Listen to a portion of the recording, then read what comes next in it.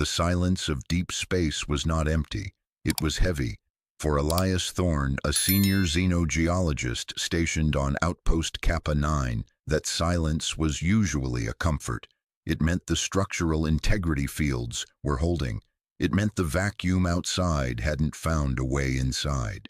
He sat in the observation bubble, a blister of reinforced glass, hanging off the edge of an asteroid belt in Sector 2813, nursing a cup of lukewarm synthetic coffee. Above the console, a holographic picture of his daughter Maya rotated slowly. She was 7 years old today, back on Earth in Metropolis. He was missing her birthday again, trading cake and candles for spectral analysis of dead rocks. "Just 2 more weeks, kiddo," Elias whispered to the hologram, his voice raspy from the recycled air. "Then Daddy comes home with enough credits to buy you a real telescope." He glanced out the viewport toward the local star system's only reassuring feature, the Emerald Citadel. It wasn't a star, but a forward operating base for the Green Lantern Corps. Even from 3 astronomical units away, the green light pulsed with a rhythmic, comforting thrum. It was the lighthouse in the dark. As long as that green light burned, the monsters of the universe stayed away. That was the promise. That was the belief that let Elias sleep at night in a tin can floating in the void. But then the silence broke. It didn't break with a sound doesn't travel in a vacuum, but with a vibration that rattled Elias's teeth inside his skull. The coffee in his mug rippled into a perfect concentric ring. The alarms on his console didn't scream. They simply went dead, overwhelmed by a surge of energy that defied every sensor on the ship. Elias looked up. The darkness of space tore open. It wasn't a ship coming out of hyperspace. It was a wound.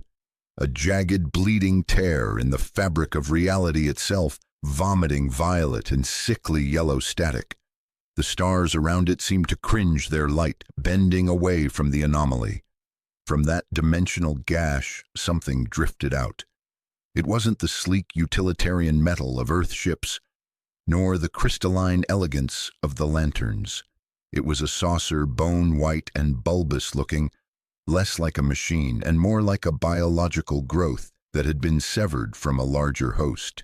It spun lazily, drifting toward the Emerald Citadel.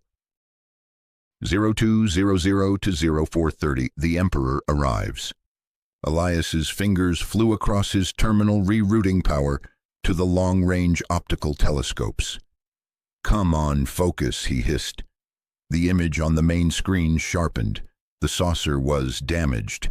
Scorch marks ravaged its hull, and smoke or venting gas trailed behind it like blood in water. On the screen, the Green Lantern Patrol intercepted the intruder. Elias watched, holding his breath. 3 lanterns. He knew the drill. They would surround the vessel, issue a warning, and if necessary, tow it to safety. It was routine. It was safe. Then the saucer's hatch hissed open.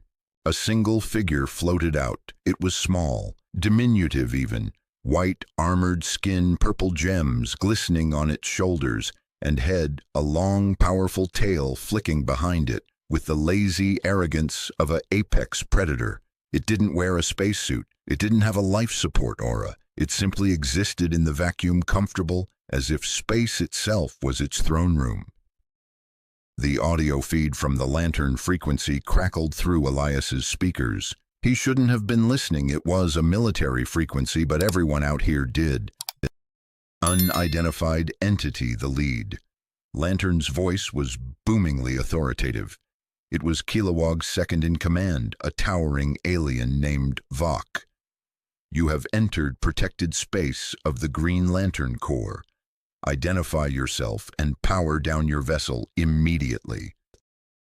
The small white figure didn't flinch. It floated forward, arms crossed behind its back posture, perfectly straight. Elias zoomed in. The creature's face, it was chilling. Smooth, pale features, red eyes that burned with a cold, bored intelligence, and black lips curled into a smirk. that suggested he found the giant green space cops adorable. A voice silky and polite cut through the static, bypassing the universal translator and seemingly echoing inside Elias's head. "My apologies," the creature said. "I seem to have taken a wrong turn. The navigation systems were distressed by the dimensional shear." The creature looked around, unimpressed. "Tell me, soldiers of green light, is this universe worth conquering, or is it all as drab as you are?" "Last warning," Vox shouted. A massive construct, a green minigun the size of a semi-truck, materialized in his hands. The other two lanterns manifested containment cages. The creature sighed. The sound was audible even over the comms. "Disappointing. I was hoping for a warm welcome after such a turbulent trip. My name is Lord Frieza, and I do not take orders from traffic enforcement." 4:30 tot 7 uur, the green light dies. What happened next defied the laws of physics as Elias understood them. Vox fired. The green energy beam capable of shattering asteroids slammed into the small figure. A massive explosion of emerald light bloomed in the void. "Target neutralized," one of the lanterns reported. "No," Elias whispered, staring at his thermal readings. His temperature hasn't changed." The smoke cleared. Frieza was still there. He hadn't moved. He hadn't even uncrossed his arms. There wasn't a scratch on him. The green energy sizzled and popped around him, fading like mist. "Is that it?" Frieza asked, tilting his head. "Hard light constructs powered by willpower. How quaint."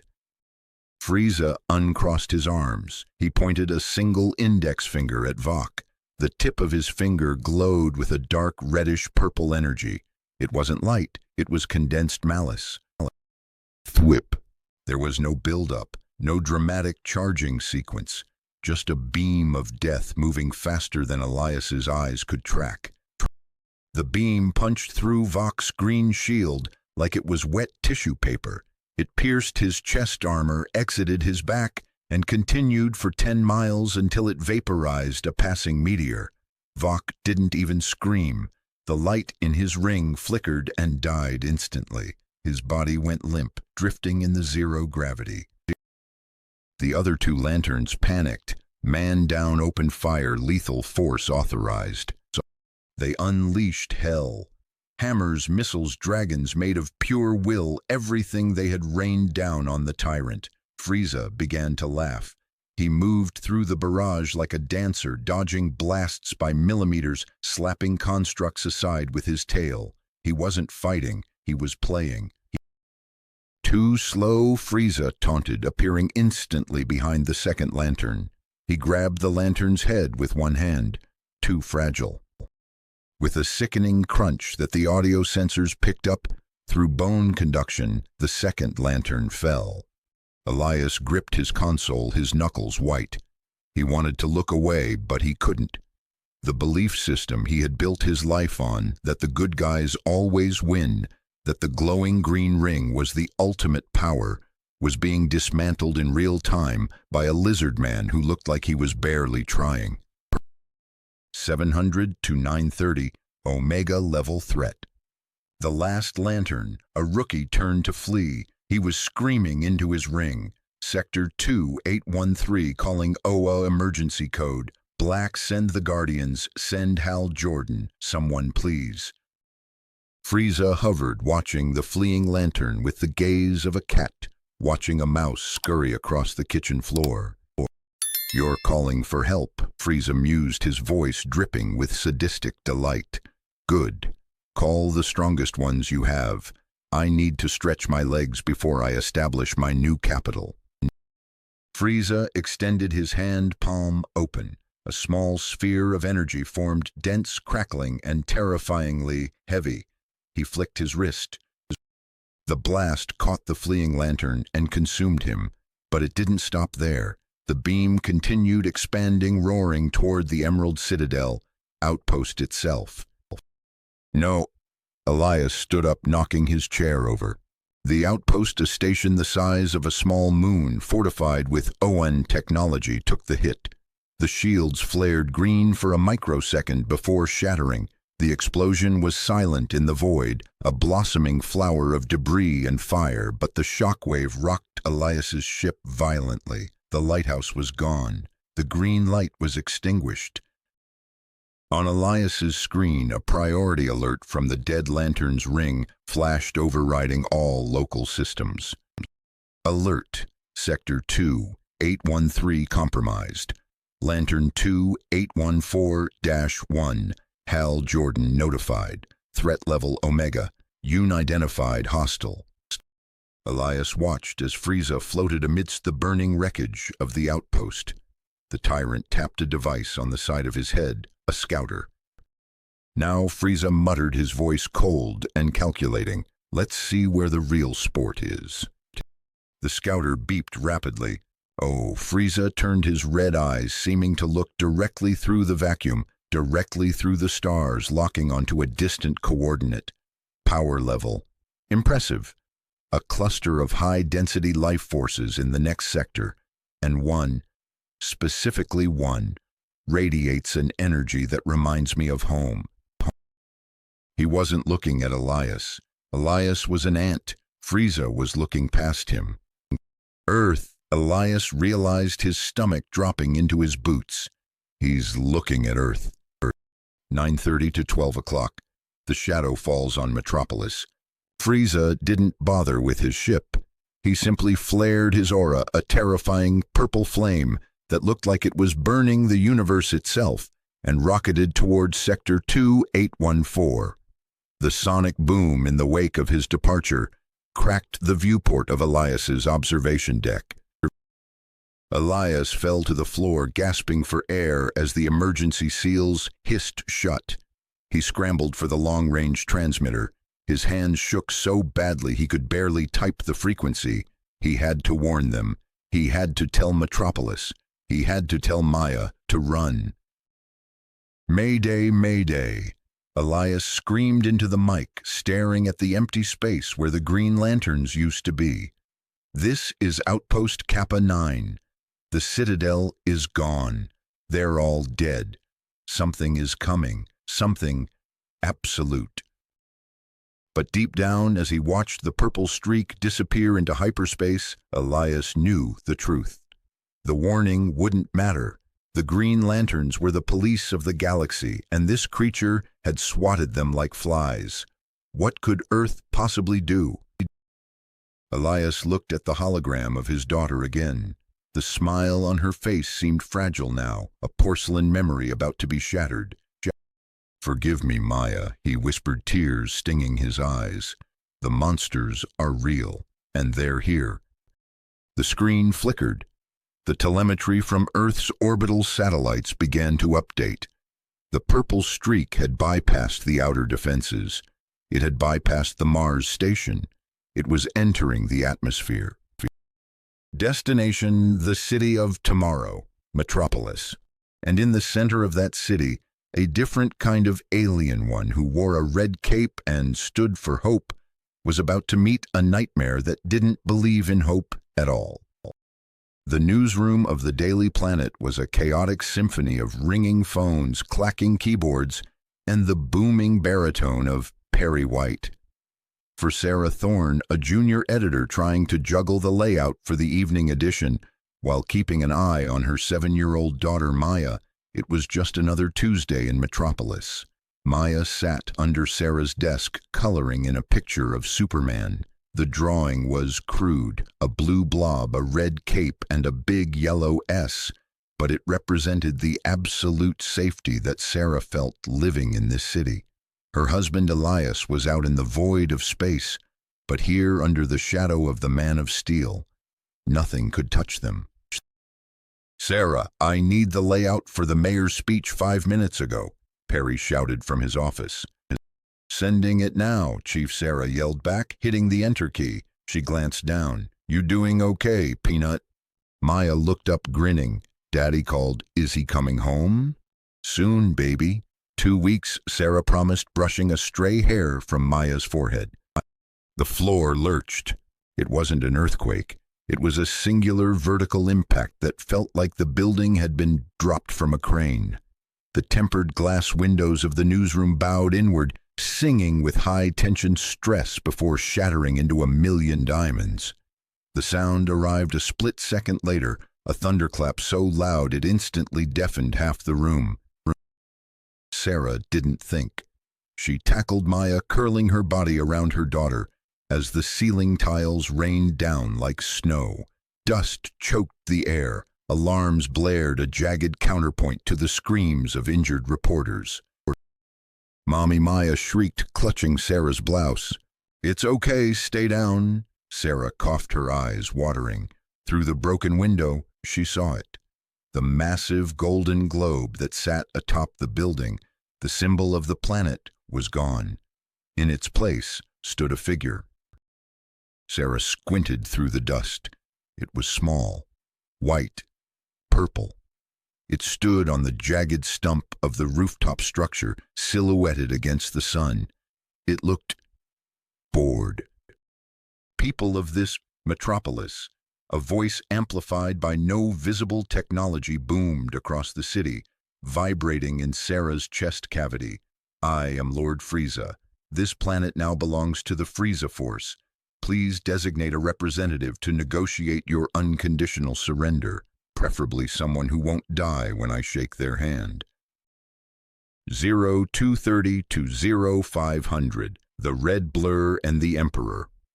Sirens wailed from the streets below. The Metropolis Police Department, brave and woefully outgunned, opened fire from the street level. Bullets pinged harmlessly against the air around the figure, disintegrating before they could even touch his skin. Frieza looked down his tail, flicking with irritation. How rude. He raised a finger. A tiny spark of violet energy coalesced at the tip. Then the wind shifted. A crackle of lightning, the smell of ozone, and a blur of red motion spiraled up the side of the building. The flash. Sarah felt a surge of relief so potent it made her dizzy. "Look, Maya," she whispered, pointing. "The flash is here." Flash skidded to a halt on the rooftop debris 10 feet from Frieza. "Hey, short, pale, and creepy, you're trespassing, and you broke my favorite globe." Frieza tilted his head. "Oh, a rodent that speaks. I'm the Flash, fastest man alive, and you're under arrest." Flash blurred into motion a streak of red lightning, aiming to slap the cuffs on the invader before his synapses could fire. To Sarah's eyes, Flash simply vanished. But to Frieza, the speedster was moving through molasses. Frieza didn't even turn his body. He simply extended his tail to the left. The wham! The sound was sickening, like a bird hitting a windshield at highway speeds. Flash materialized out of thin air, clotheslined by the tail. He spun violently in the air, crashing into the ventilation unit near where Sarah was hiding. He groaned, clutching his ribs, his cowl torn. Fastest Frieza chuckled, turning slowly to face the downed hero. "In this backwater, perhaps.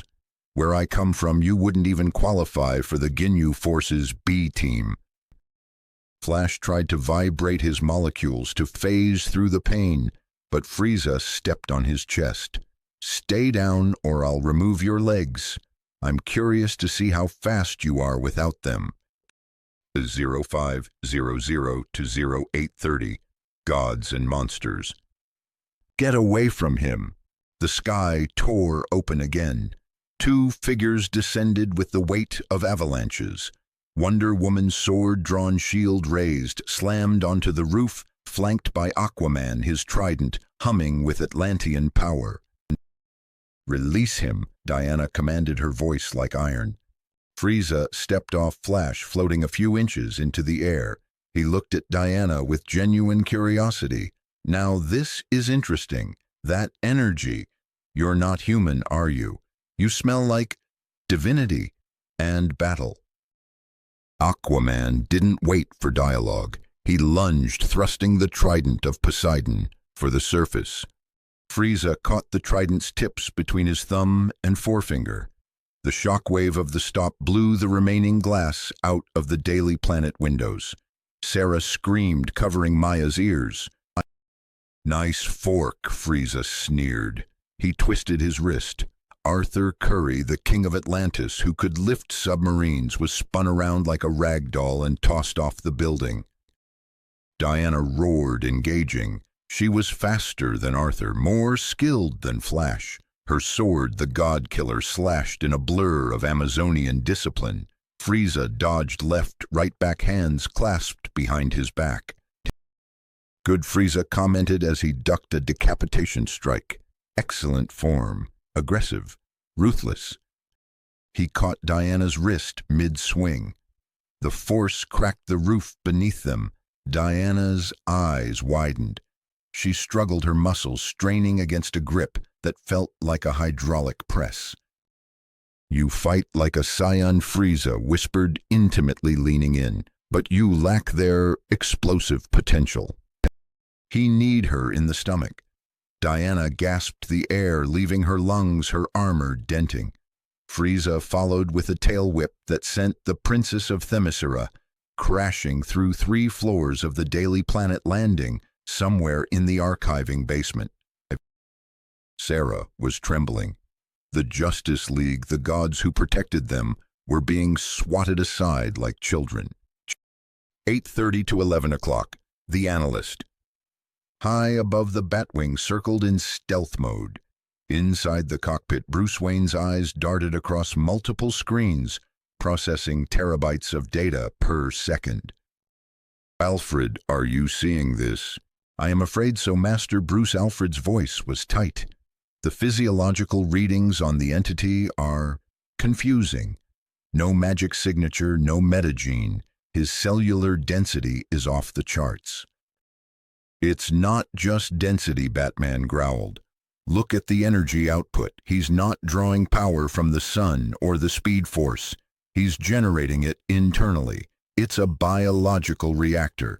Every time he moves, the ambient radiation in the city spikes." Batman zoomed in on the camera feed. He saw a flash broken on the roof. He saw the hole Diana had fallen through. "Clark," Batman said into the comms, his voice leaving no room for argument. "Do not engage him in a brawl.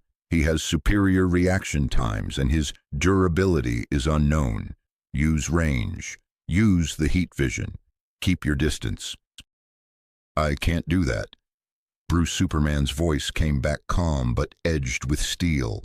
"He's in the middle of the city. If I use range, the collateral damage wipes out half of Metropolis. I have to take him up."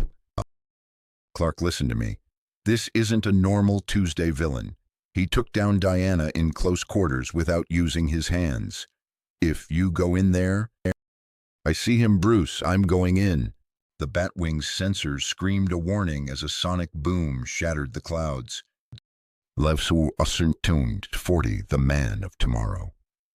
Frieza was inspecting his fingernails when the shadow fell over him. He looked up. Descending from the clouds, red cape billowing in the updraft, was Superman. He didn't land. He hovered 10 feet away, arms at his sides, eyes glowing with a low-level heat. The presence of the Kryptonian felt different to Frieza. It wasn't the chaotic, wild rage of a Saiyan. It was a solid wall of power, a sun contained in skin. Finally, Frieza smiled. "The main course." "Step away from my city," Superman said. His voice wasn't loud, but it carried to every corner of the plaza. "Your city," Frieza laughed, floating up to meet him eye to eye. "I see your name isn't on the deed. Tell me, are you the guardian of this mudball? You look the part, the chin, the chest, the ridiculous underwear on the outside." "I'm giving you one chance," Superman warned. "Surrender. We can help you." "Help me?" Frieza threw his head back and laughed, a high, chilling sound. "You remind me of someone. Another naive fool who thought mercy was a virtue. I killed his best friend just to hear him scream." Frieza's expression hardened instantly. The playfulness vanished. "I don't surrender, hero. I conquer, and you are standing in my light." Superman's eyes flared red. Then you leave me no choice. Superman moved. He didn't use full speed. He couldn't not this close to the buildings, but he threw a right hook that could have leveled a mountain. Frieza didn't dodge. He took it. Crack! The sound was like a thunderclap trapped in a bottle. Superman's fist connected with Frieza's cheek. Frieza's head snapped to the side. Ideally, the tyrant should have been launched into orbit. Instead, Frieza slowly turned his head back. There was a small bruise forming on his cheek, fading as quickly as it appeared. He spat a little purple blood. Not bad, Frieza murmured, wiping his lip. That actually stung. You're stronger than a Super Saiyan, initially. Superman looked at his own fist, then at Frieza. He was holding back, yes, but that punch should have ended the fight. But Frieza continued, hovering closer. I have evolved. I trained. 4 months of hell just to ensure that no monkey and no man in a cape ever looks down on me again. The air around Frieza began to warp. Small rocks from the ruined roof started to float upward. The sky above Metropolis began to darken, not from clouds, but because the light was being sucked toward the tyrant.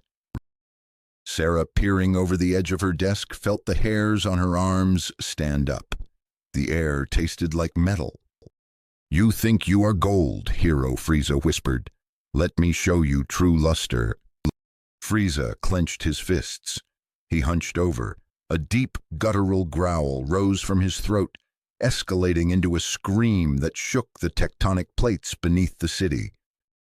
A pillar of blinding golden light erupted from the Daily Planet roof, piercing the atmosphere and shooting into space. The concrete turned to glass. The steel beams melted. Superman was forced back, shielding his eyes, as the heat intensity spiked to rival the core of the sun. Inside the light, the silhouette changed. It became sleeker, cleaner. The light faded. Standing there, gleaming with a terrifying metallic sheen, was Frieza. But he was no longer white. He was gold. Pure, unadulterated gold from head to toe, save for the purple energized skin on his face and hands. The golden tyrant opened his eyes. The pressure dropped. Gravity seemed to bow to him. Behold, Golden Frieza, said his voice, echoing with a dual-tone resonance. The evolution of fear. Now, shall we try that punch again? The air in Metropolis didn't just get hot, it burned. The golden aura radiating from the tyrant wasn't merely light. It was heavy physical pressure pushing down on the city like a thumb on a grape. Sarah Thorne huddled under the heavy oak desk. With Maya felt the fillings in her teeth vibrate. Stay down, she whispered, her voice lost in the roaring wind. Above them the standoff broke. Superman moved. It wasn't the speed of a man running, it was the speed of a thought. He blurred forward, a streak of primary colors against the gray ruin of the sky, delivering a straight right hand aimed directly at Frieza's gleaming sternum. It was a punch that would have cracked a moon in half. Clang. The sound wasn't flesh on flesh. It was the sound of a hammer striking an anvil the size of a mountain. A shockwave erupted from the point of impact, slicing horizontally through the clouds, clearing the sky, instantly of smoke and debris, for 3 miles. Frieza hadn't moved. He hadn't even flinched. He stood there, hovering inches off the ruined roof, Superman's fist buried in his golden chest. The tyrant looked down at the fist, then up at Superman, a look of mock disappointment on his face.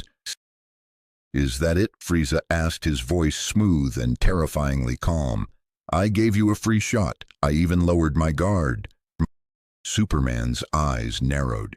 He twisted his hips, generating torque from the flight capability itself, and followed up with a left hook, then a right, then a barrage of blows that turned his arms into a blur. Boom, boom, boom, boom. Each impact shook the foundation of the Daily Planet. Frieza caught the last punch.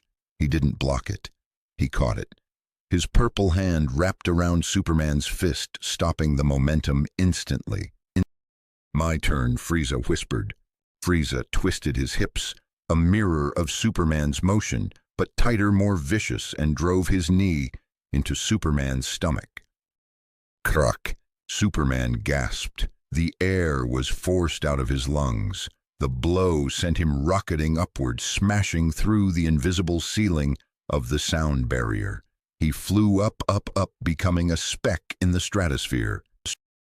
Frieza didn't follow immediately. He looked at his knee. Curious, he muttered to himself. He didn't use Kai to reinforce his abdomen. He didn't flare his energy to block. His body is simply durable, like hitting a diamond wrapped in meat. How annoyingly biological. With a flick of his tail, Frieza vanished. 0245 to 0530, the skyline war. High above the city, where the air was thin and cold, the second round began. Superman arrested his ascent, hovering amidst the cirrus clouds. He rubbed his stomach. That hit had hurt. Not just a bruise, but deep, rattling his organs. This creature wasn't just strong. He was concentrating force into microscopic points. "Behind you," a voice whispered. Superman spun, heat vision flaring, but Frieza was already there. The Golden Tyrant delivered a sledgehammer blow with locked hands to the top of Superman's head. Superman plummeted. He crashed through the cloud layer, a meteor of red and blue, falling back toward the city. But halfway down, he recovered. He flipped in midair, feet pointing toward the ground, and pushed off the air itself, launching back up to meet Frieza. They collided 2,000 feet above the Centennial Park. To the citizens of Metropolis looking up, it looked like two stars fighting. Gold and blue. They zigzagged across the sky, leaving contrails of distorted atmosphere. Every time they clashed, a thunderclap rolled over the city, shattering windows that had survived the initial impact. Inside the Batwing, hovering at a safe distance, Batman watched the telemetry feed with growing horror. The computer was struggling to render the frame rates. Bruce Wonder Woman's voice came over the comms, weak but conscious. She was pulling herself out of the planet's basement. I can't track them." "I have it on high-speed thermal," Batman replied, his voice grim. "Clark is faster. In a straight line, Clark is faster. But this Frieza, his combat speed, his reaction time, it's martial arts perfection. He's reading Clark's micro-movements." Clark is holding back, Diana realized. He's trying to keep the fight vertical. He's trying to keep the shockwaves away from the buildings.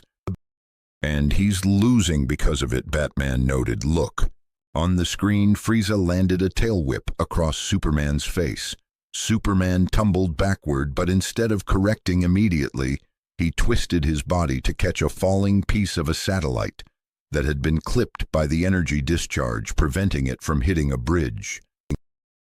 Frieza paused, hovering with his arms crossed. He watched Superman gently place the debris on a rooftop.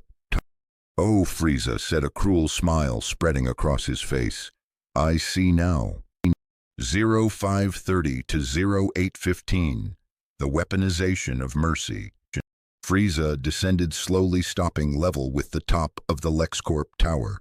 Superman floated opposite him, chest heaving slightly, a trickle of blood running from his nose. "You have so much power," Frieza mused, his voice amplified so the whole city could hear. "Enough to crack this planet like an egg. And yet you fight with child safety locks on. You're pulling your punches. You're swallowing the recoil." "I don't kill," Superman said, his voice hard, "and I don't let innocents die." "How?" Domestic Frieza sneered. He raised a finger. "Let's test that resolve, shall we?" Frieza pointed his finger not at Superman, but down, toward the suspension bridge connecting Metropolis to Gotham. It was packed with rush-hour traffic, cars, buses, thousands of people frozen in fear. "No," Superman shouted. "Thwip." A death beam, thin and purple, shot from Frieza's finger. It wasn't aimed at Superman. It was aimed at the center support cable of the bridge. Superman vanished. He reappeared instantly in the path of the beam, taking it directly in the shoulder. Hiss. Smoke rose from the blue suit. Superman grimaced, clutching his shoulder. The beam had burned through the invulnerable fabric and seared the skin beneath. It wasn't just heat, it was necrosis. Fascinating, Frieza clapped slowly. You acted as a meat shield, a literal meat shield. Frieza raised both hands this time, 10 fingers, 10 beams. He fired them in a scattershot pattern, one toward the hospital, one toward the elementary school, one toward the chaos of the Daily Planet ruins. Stop it, Superman screamed. He became a blur of desperation. He flew faster than he had ever flown in atmosphere. He caught 2 beams with his hands. He took one in the back. He intercepted another with his chest. He spun using his heat vision to detonate 3 more in midair. But he couldn't block them all. One beam slipped past. It struck the side of a generic office building. The structure groaned, the steel melting instantly, and the top 10 floors began to slide off. Superman had to choose, attack Frieza or catch the building. He didn't hesitate. He dove, catching the falling thousands of tons of concrete and steel before it crushed the street below. He groaned under the weight, his boots cracking the asphalt as he gently lowered the massive structure. High above, Frieza laughed. It was a sound of pure, unadulterated evil. You are a slave, Frieza called down. A slave to the weak, and that makes you weak. 8:15 to 11:45. The cost of a hero. Sarah Thorne watched through a hole in the wall. She saw the Man of Steel land in the street below, holding up the collapsing building. He looked tired. His cape was tattered. There was a burn mark on his face. He looked up, and for a second his eyes met Sarah's. There was no godlike assurance in them. There was fear. He was terrified that he couldn't save them all. "Mommy, is Superman winning?" Maya asked, peeking out. Sarah pulled her daughter back, tears streaming down her dusty face. "He's trying, baby. He's trying so hard." Frieza descended. He didn't attack. He just floated down until he was hovering 10 feet above the struggling Superman, who was still supporting the building's weight. "Look at you," Frieza whispered, kneeling, bearing the burden of insects. "In my empire, the strong rule. Here, the strong serve. It's disgusting." Frieza began to charge energy, but this wasn't the purple beam. This was different. He raised one hand high above his head. A small spark appeared. It grew rapidly, expanding into a sphere the size of a beach ball, then a house, then a stadium. It was black at the core, wreathed in crackling red and orange lightning. The heat was instantaneous. The asphalt around Superman began to bubble. The water in the harbor began to steam. "This planet," Frieza said, the massive ball of death pulsating above him. "It has no value, no resources I can't find elsewhere, and the locals are annoying." Superman strained against the weight of the building. He couldn't let go. If he did, the people inside would die. But if he didn't, Frieza would throw that ball. Batman Superman whispered into his comms, "Get them out. Get the building clear. Now." "We're trying." Batman's voice was frantic. "Cyborg is hacking the elevators. Flash is running people out. Give us 10 seconds. "I don't have 10 seconds, Superman gritted his teeth. Frieza grew the ball larger. It was now casting a shadow over the entire downtown district. The sun was blocked out. The sky turned an apocalyptic shade of crimson. "I call this the Earthbreaker," Frieza announced casually, "though I suppose Metropolis Melter has a ring to it. If I drop this, it won't just destroy the city. It will burrow to the core and detonate the planet. 5 minutes until planetary collapse. Standard procedure." Why, Superman roared, his eyes glowing red with a fury he had never tapped before. Why do this? Because I can, Frieza replied simply, and because seeing you, the so-called protector, fail is the best entertainment I've had in years. 11:45 to 14:30. The impossible choice. Flash's voice crackled in Superman's ear. Building clear, Clark, drop it. Superman let the building go. It crumbled into the street, a cloud of dust billowing up. But he didn't stop to breathe.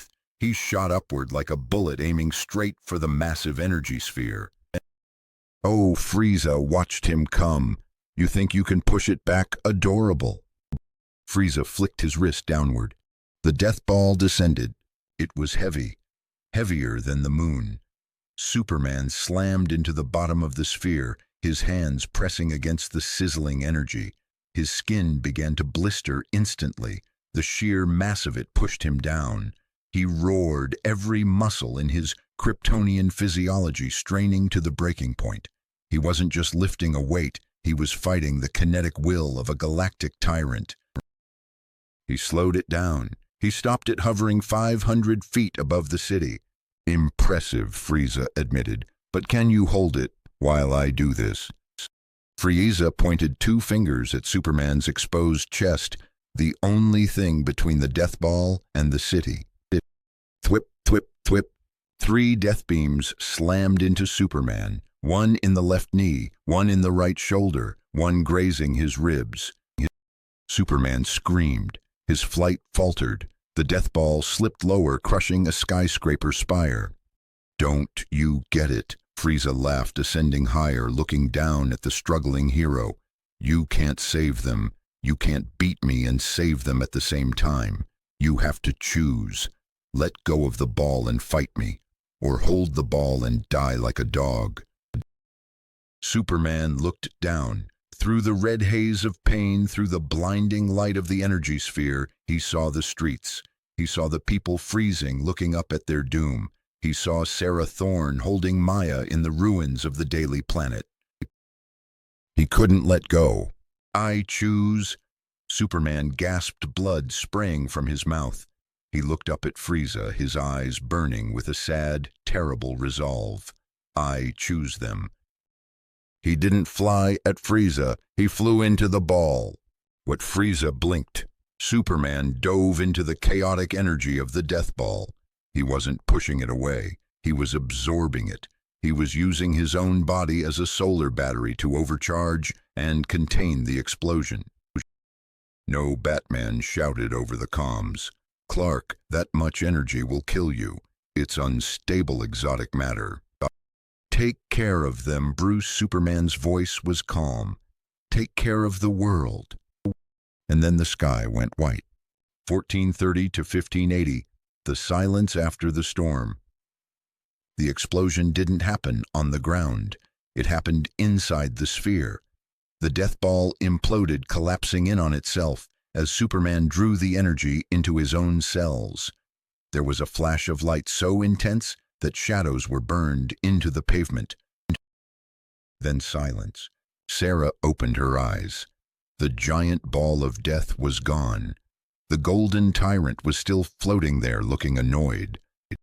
And falling from the sky like a broken bird was Superman. He wasn't flying. He was unconscious. His suit was in shreds. His skin was gray, drained of color. He fell silently, tumbling end over end. He crashed into the Centennial Park pond. A splash, then stillness. Frieza lowered his hand, dusting off his shoulder. Well, he sighed. That was anticlimactic. He actually ate the energy. Indigestion must be terrible. Frieza looked down at the silent city. Now then, is there anyone else? Or can I start the fireworks? Sarah Thorne stood up in the wreckage. Her legs were shaking. Her hero was dead. The police were dead. The lanterns were dead. But as she looked at the crater in the pond, she saw a ripple, not from Superman, from the sky. A new sound cut through the despair, a high-pitched electronic whirring sound. pop. A figure appeared out of thin air, standing on the floating debris of the daily planet globe right next to where Frieza was hovering.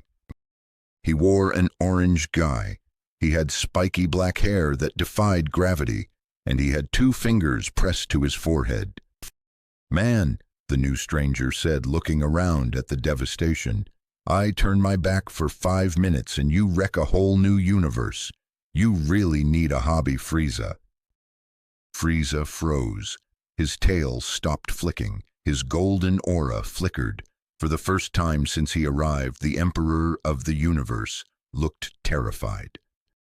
Monkey Frieza hissed. Son Goku dropped his hand and grinned, though his eyes were serious. "Yo, looks like I got here just in time for the second round." The arrival of the stranger didn't come with a sonic boom or a crack of thunder. It came with a sound that Sarah Thorne had never heard before, a sharp digital pop, like a bubble bursting in a vacuum. One moment the space above the daily planet ruins was empty air and drifting ash. The next, he was simply there. Sarah blinked, wiping dust from her eyelashes. In a city of capes, cowls, and armored gods, this new figure looked absurdly underwhelming. He wore a loose, bright orange martial arts gi with a blue undershirt, a sash tied haphazardly around his waist, and boots that looked soft and worn. His hair was a chaotic black palm tree of spikes. He didn't hover with the majestic grace of Superman or the brooding weight of Frieza. He just stood on a floating slab of concrete, balancing effortlessly as it bobbed in the wind, looking around with a confused expression. "Man," the stranger said again, scratching the back of his head. His voice was light, almost cheerful, completely at odds with the apocalypse surrounding them. "This place is a mess. I followed your energy signature all the way across the void, Frieza. I thought you were just looking for a new planet to sell, but you really went overboard this time." Frieza, the golden tyrant who had just swatted the Justice League like flies, was trembling. It wasn't the trembling of exertion, it was the trembling of a nightmare made flesh. His tail whipped back and forth in erratic spasms. "You!" Frieza's voice cracked, losing its smooth, aristocratic veneer. "You persistent cockroach monkey!" How the dimensional rift sealed, I saw it close. "Yeah, about that," the stranger Goku said, hopping down from the debris to land on the ruined roof, his boots making a soft tap. "It was tricky. I couldn't feel any Kai in this universe at first. It feels different here, heavier. But then you powered up into that shiny gold form and boom, it was like a beacon, so I just locked on and jumped." Goku looked past Frieza down to the pond in Centennial Park where Superman had fallen. His expression shifted instantly. The goofy smile vanished, replaced by the hard, sharp look of a veteran warrior. "That guy in the blue," Goku murmured. "He's got incredible energy, but it's fading. You really did a number on him." "He was a fool," Frieza spat, regaining his composure. He floated higher, looking down his nose at Goku. "He sacrificed himself for these ants, just like you would. He fought to protect his home," Goku said softly. He turned back to Frieza, dropping into a stance that Sarah had never seen. It wasn't the rigid boxing guard of Wildcat or the fluid stances of Wonder Woman. It was loose, open, yet radiating a terrifying sense of readiness. "You wouldn't understand that, Frieza. That's why you'll never really win." 0245 to 0530, the language of violence. "Don't lecture me," Saiyan Frieza screamed. The purple veins on his forehead bulged. "I have conquered a new dimension. I have defeated its champions. I am the emperor of this reality now, and I will not let a filthy ape from my past ruin my coronation." Frieza pointed a finger. Thwip! A death beam identical to the ones that had pierced Superman shot toward Goku's heart. Sarah gasped. She expected the stranger to die. She expected him to try to tank it like Superman. He didn't. Goku didn't even move his feet. He simply tilted his upper body to the left. The beam passed through the space where his chest had been a microsecond before sizzling the air and punched a hole in a distant billboard. Frieza fired again. 3 beams, 5, 10. Goku swayed. He bobbed, he weaved. He moved like water flowing around stones. He wasn't blocking, he was evading with such minimal effort that it looked like the beams were passing through a ghost. "Is that all?" Goku asked, slapping the final beam away with the back of his hand. The energy blast deflected into the ground, carving a trench in the concrete. "You seem slower, Frieza, or maybe I've just gotten faster." "Arrogant wretch," Frieza roared. He abandoned the beams and charged. The collision was instant. When Superman and Frieza had fought, it felt like titans clashing, heavy, earth-shaking impacts. This was different. This was speed. Da-da-da-da-da-da. The sound of their blows was a continuous high-pitched rattling like a machine gun firing into a steel drum. Sarah couldn't see their limbs. She saw blurs of orange and gold flickering around the rooftop. The air pressure in the plaza went haywire. Windows that hadn't broken yet shattered outward, then inward, pulsating with the vacuum created by their movement. Goku blocked a kick, aimed at his neck, ducked a tail whip, and landed a palm strike to Frieza's chest.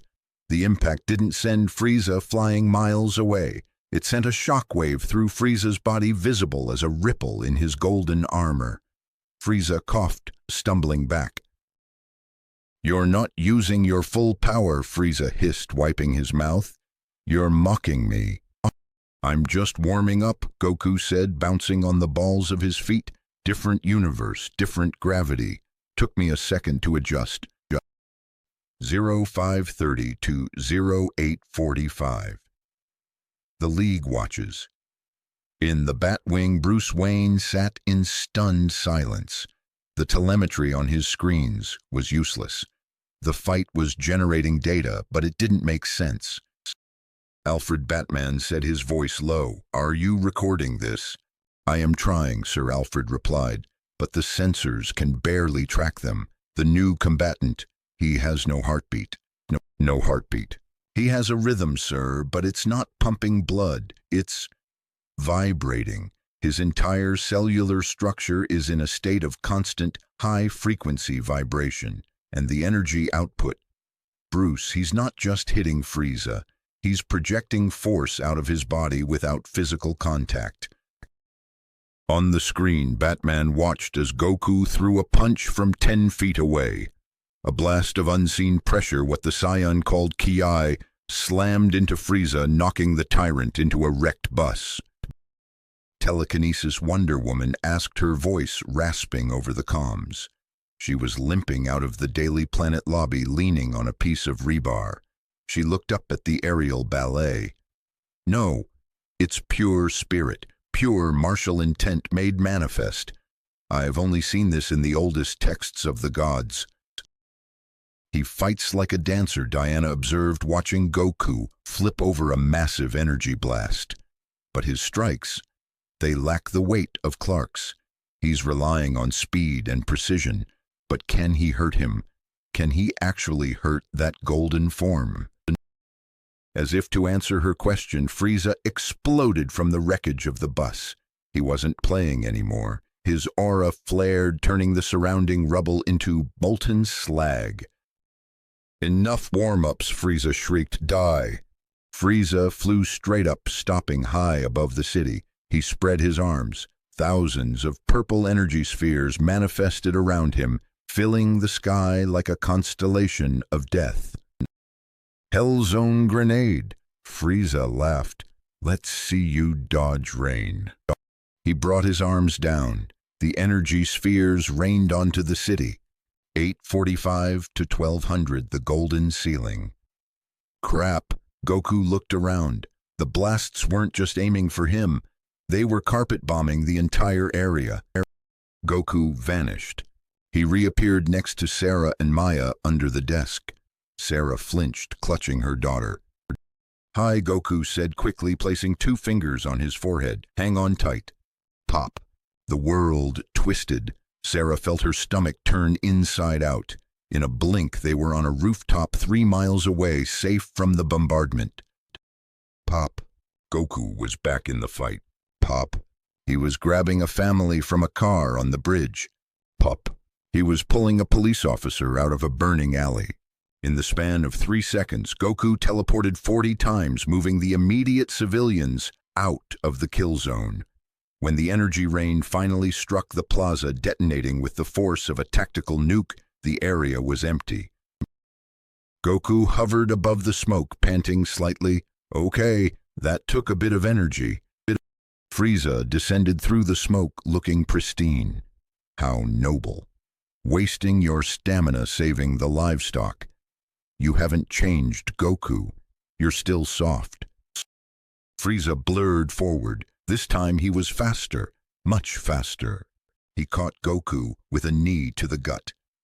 Goku folded. Frieza followed with a double axe handle smash to Goku's back, sending him crashing into the street. The impact created a crater 50 feet wide. Before Goku could stand, Frieza was on him. He stomped on Goku's chest, grinding his heel into the orange guy. This is the difference, Frieza gloated, leaning down. While you were training in your little dojo, I was mastering my evolution. My golden form is no longer a temporary boost. It is my state of being, and in this state I am absolute. Frieza grabbed Goku by the hair and threw him through the LexCorp tower. Goku smashed through glass, steel, and concrete, exiting the other side and tumbling across the pavement. He skidded to a halt, his GI torn scrapes covering his arms. He stood up slowly, wiping blood from his cheek. Yeah, Goku admitted, rotating his shoulder. You're definitely stronger. Base form isn't gonna cut it. Goku closed his eyes. He took a deep breath. What is he doing? Batman asked, zooming in the camera. Focusing, Wonder Woman whispered. He's changing. 1200 to 1530. The legend awakens. The air around Goku stopped moving. The dust hung suspended. The noise of the burning city seemed to fade away. Then a low hum began. It started deep in the subsonic range, a vibration that Sarah could feel in the soles of her feet, 3 miles away. The pebbles on the ground around Goku began to levitate. Ha! Goku's black hair flashed yellow, then black, then yellow again. What is this? Batman muttered. His thermal output is spiking. It's not heat, it's plasma. With a roar that sounded like a jet engine igniting, the transformation took hold. A burst of golden light erupted from Goku, distinct from Frieza's metallic sheen. This was a wild, roaring flame of energy. Goku's hair stood up, turning a brilliant gold. His eyes shifted from black to teal green. The soft look on his face was replaced by a look of intense, burning focus. The Super Saiyan. Oh, look, Frieza drawled, though he floated back a few feet involuntarily. The blonde monkey. I was wondering when you'd pull out the parlor tricks. This isn't a trick, Goku said. His voice was deeper now, layered with the roar of his aura. Let's go, Frieza. Round 2. Goku launched. The shockwave of his takeoff shattered every window in a 10-block radius. He met Frieza in the center of the sky. This time, the clash was equal, gold against gold. They traded blows that lit up the darkening sky like lightning strikes. Every punch created a visible sphere of distortion. They fought vertically, ascending past the skyscrapers, past the clouds, into the upper atmosphere. Sarah watched from her safe vantage point, holding Maya. To her, it looked like 2 comets colliding over and over again. He's holding his own, Sarah whispered. But in the Batwing, the computer told a different story. He's losing, Batman said grimly. What? Alfred gasped, but he matched the tyrant's power. No, Batman pointed to the energy bars. Look at the trends. The Saiyan is fighting at 100% output. Frieza is still rising. He's adapting. He's getting used to the physics of our universe faster than the newcomer. As if hearing Batman, the fight in the sky changed. Frieza caught Goku's fist. Is that it? Frieza smiled. Is that the legendary Super Saiyan one I expected? More. Frieza squeezed. Goku grimaced. Let me show you a technique I learned from a very angry Broly, Frieza whispered.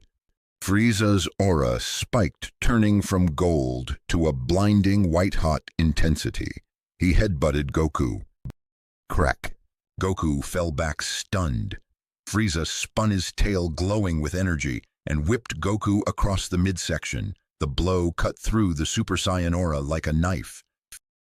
Goku plummeted from the stratosphere. He didn't recover this time. He crashed into the Metropolis Bay, sending a tsunami of water washing over the docks. Frieza hovered alone in the sky, the undisputed god of the battlefield. Disappointing Frieza sighed, dusting off his hands. I suppose I'll have to destroy this planet after all, just to be thorough. The 1530 to 1800, the heart of the sun. Underwater in the murky depths of the bay, Goku drifted. The cold water stung his wounds. He was running out of air. He had underestimated Frieza. The tyrant's power in this golden state was dense, heavy, compact. It was like hitting a wall of neutronium. I need more power, Goku thought. Super Saiyan Blue. No, if I use God Ki here, the pressure might crack this planet. The Earth here feels fragile. The fabric of reality is too tight. He needed help. Suddenly, a voice echoed in the water. Not a sound, but a vibration. Goku opened his eyes. He wasn't alone in the bay. Drifting in the silt a few hundred yards away was the man in the blue suit. Superman. He was conscious, but barely. His eyes were open, glowing faintly red. He was absorbing the ambient solar radiation, filtering through the water, trying to restart his heart. Goku swam over. He placed a hand on Superman's chest. He could feel it, the dense, incredible potential locked inside those cells. It wasn't Kai, it was pure biological fusion. Superman looked at Goku. There was confusion in his eyes, but no hostility. He saw the golden hair, the concern. He needs time. Superman's thought projected weakly. Son. Goku nodded. He understood. He pointed up to the surface. He pointed to Frieza. He made a fist, then opened it, mimicking the sun. Superman nodded weakly. Goku grinned underwater. He gave Superman a thumbs up. I'll buy you time, big guy, Goku thought, but you better hurry. I can't hold that monster forever. Goku kicked off the harbor floor. He shot up through the water, bursting into the air in a pillar of steam. He floated up to face Frieza again, water dripping from his golden hair. Back for more, Frieza raised an eyebrow. You really are a glutton for punishment. Goku dropped into his stance again, but this time he widened his feet. He lowered his center of gravity. He began to draw in energy not just from himself, but from the atmosphere around him. Yeah, Goku said, a new intensity in his voice. I'm not done yet, and I'm not alone. Not alone. Frieza looked around, mockingly. I see dead police, a broken bat plane, and a drowned caped crusader. Who is standing with you, Goku? The ghosts. No, Goku smiled, hope. The silence that followed Goku's declaration was not empty. It was pressurized. The air over Metropolis had become thick, viscous, tasting of ozone and ancient static. Sarah Thorne, watching from the rooftop 3 miles away, felt a heaviness settle in her chest that had nothing to do with smoke inhalation. It was a primal response to something larger. Goku stood in the air, legs wide, eyes closed. The frantic, raging fire of the Super Saiyan Gold faded. His hair settled back into black. He looked normal, vulnerable. Giving up, Frieza taunted, though his red eyes narrowed, scanning for a trap. Returning to your base form, a bold strategy monkey, stupid but bold. Not giving up, Goku murmured. His voice sounded like it was coming from everywhere at once, a stereo track layered over reality, just switching gears. Goku exhaled. The atmosphere didn't explode, it crystallized. A gentle cyan glow began to peel off Goku's skin. It wasn't the jagged electricity of before, it was fluid like blue flame liquidized and made heavy. Small particles of light floated upward, dissolving into the ether. Then Goku opened his eyes. They were no longer teal. They were a piercing crystalline blue. His hair stood up again, bathed in the same ethereal azure light. Super Saiyan Blue Goku said softly. Frieza flinched. The scouters on the surviving Frieza Force ships in orbit shattered instantly, not from a high number, but from an error code divinity detected. This pressure? Frieza whispered, a drop of sweat rolling down his golden temple. It's not just Kai, it feels like a god of destruction. Goku vanished. There was no sound of movement. He simply ceased to be at point A and began to be at point B directly in front of Frieza. Goku punched. It was a simple straight right, no wind-up, no scream. Thump. The impact was quiet, muffled, but the effect was catastrophic.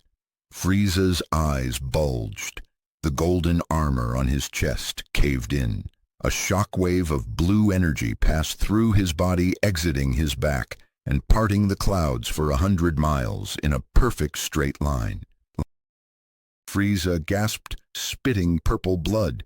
He tried to counter with a tail whip, but Goku caught the tail without looking. "We're done playing," Goku said, his voice echoing with a dual-tone resonance.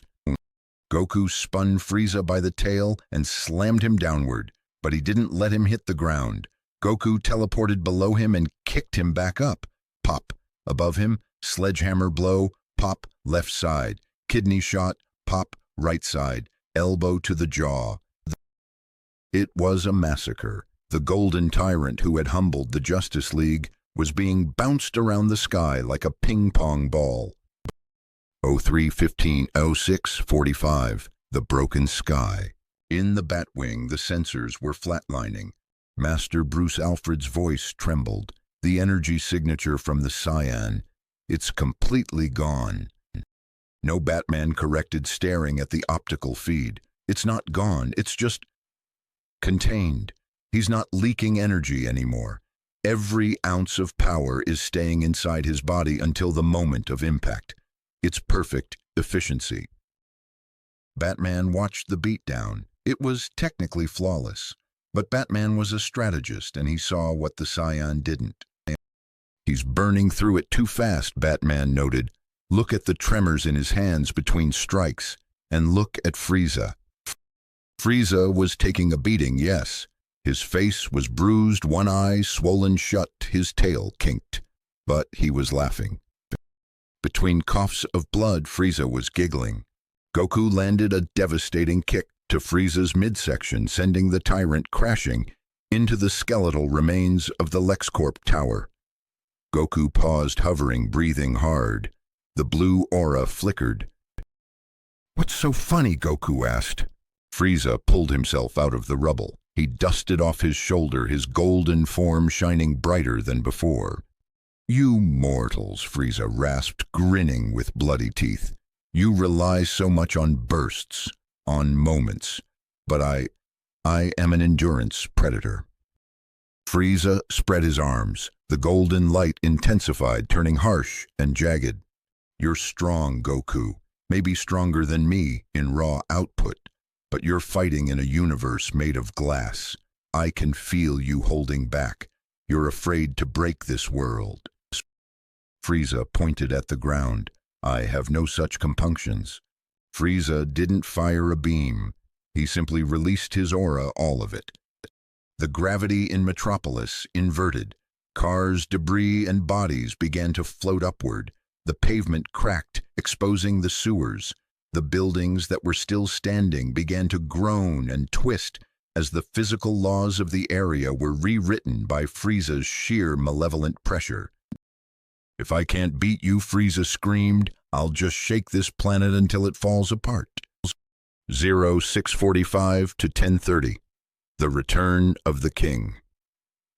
Goku's eyes widened. He could feel the tectonic plates grinding. "Stop it!" Goku charged, but Frieza generated a barrier, a sphere of golden energy that repelled Goku's strikes. Goku pounded on the shield, blue sparks flying, but Frieza just poured more energy into the environmental destruction. Dance, monkey, dance while your stage burns. The ground beneath the daily planet finally gave way. Sarah Thorne screamed as the floor tilted 45 degrees. She slid, clutching Maya toward the gaping drop. "Mommy," Maya shrieked. Sarah grabbed a piece of rebar, her fingers slipping. She looked down into the abyss of the basement, seeing the dark water rising. "Hold on, baby, don't let go." The rebar groaned. It was snapping. Sarah closed her eyes, pulling Maya tight against her chest. "I'm sorry, Elias, I'm sorry." The metals snapped. They fell. But they didn't hit the water. They hit something solid, something warm, something wrapped in red cloth. Sarah opened her eyes. She was suspended in midair. Holding them, hovering effortlessly in the shaft of light cutting through the darkness, was a man. His suit was torn. His skin was pale veins, visible, pulsing with a terrifying amount of solar energy. His eyes were not the gentle blue she remembered. They were pools of white-hot fire leaking smoke at the corners. Superman looked at her. He didn't smile. The Clark Kent gentleness was burned away, replaced by the raw, terrifying power of a sun god. "Are you hurt?" Superman asked. His voice sounded like grinding stones.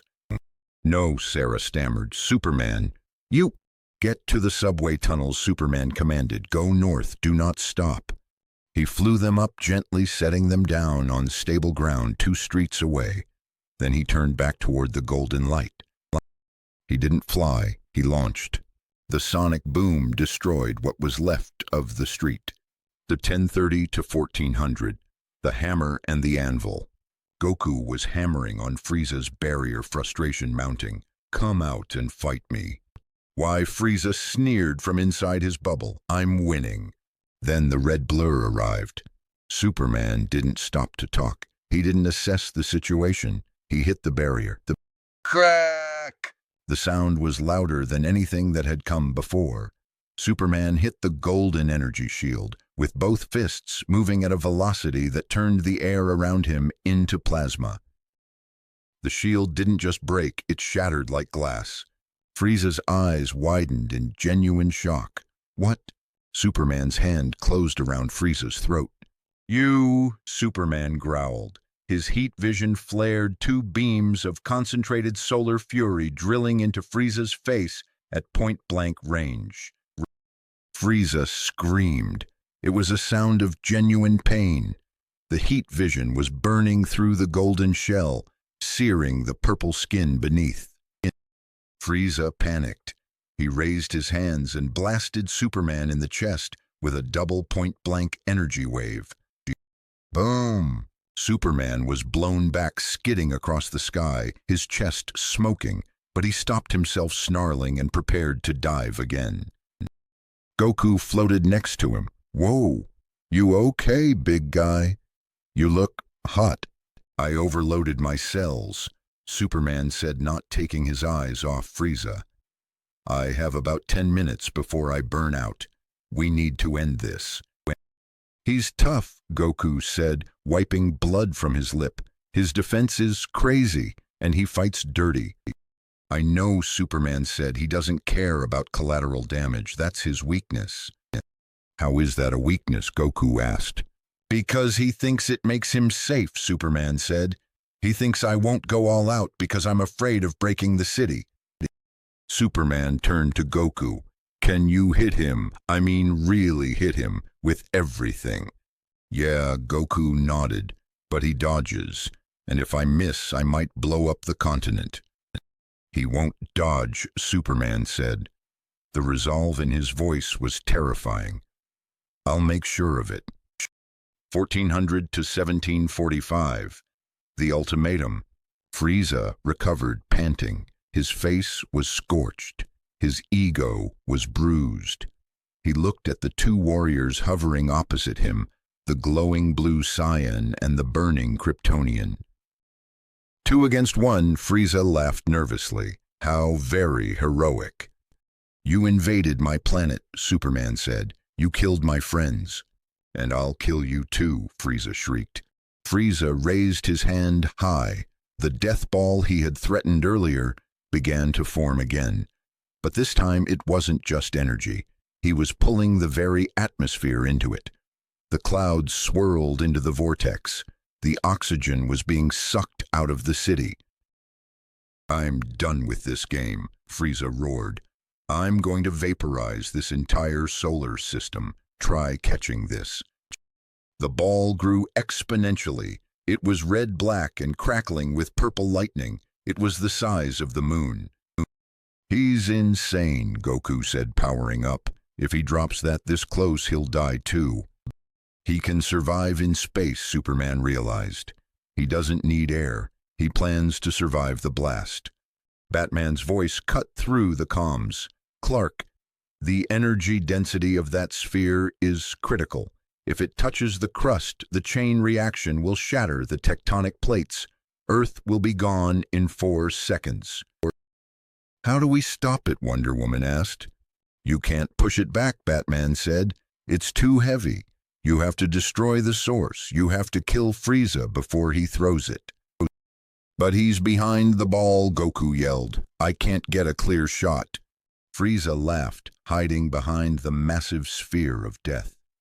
Checkmate, heroes strike the ball and it detonates. Try to fly around it and I'll drop it. You have 10 seconds to beg for your lives. 17:45, 21 Suwiro, the irreversible step. Time seemed to slow down. Superman looked at the ball. He looked at Frieza's silhouette behind it. He looked down at the city. He could see Sarah Thorne running. He could see the people cowering in the subway. He had spent his life holding back. He had spent his life finding the third option. The option where the villain goes to jail. The option where nobody dies. Bruce Superman whispered, "Is there any other way?"